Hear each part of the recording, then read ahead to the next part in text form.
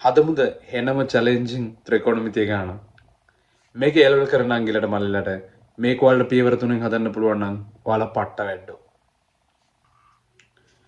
මේක තමයි ගාන. මේකේ x හැම වෙලේම තාත්විකයි.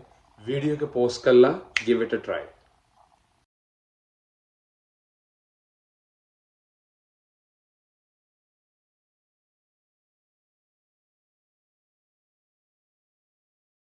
හයි ඔයාලට මගේ සමීකරණ දිහා බලපුවහම පේනවා මේක ත්‍රිකෝණමිතික සමීකරණයක්.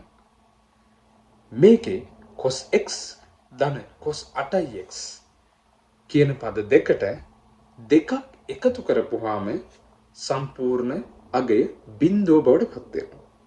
ඒ කියන්නේ cos x ධන cos 8x කියලා කියන්නේ ඍණ දෙකයි.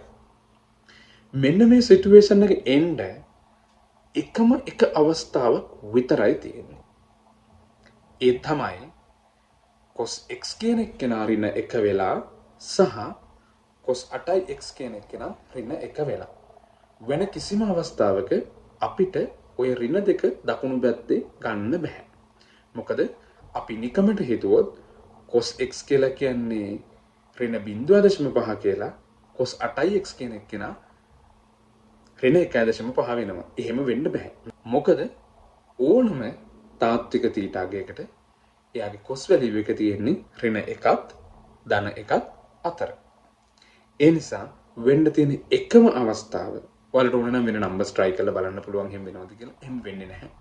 වෙන්න තියෙන එකම අවස්ථාව cos x කියන එක්කෙනා ඍණ 1 සහ cos 8x කියන එක්කෙනා ඍණ 1. හරි. එතකොට අපිට සරල සමීකරණ දෙකක් ඇවිල්ලා තියෙනවා.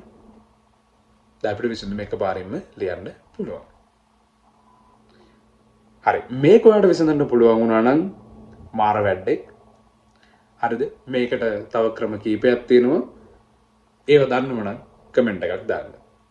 අපි ආයෙත් මේ වගේ සුපිරි ප්‍රශ්නකින් හම්බෙමු.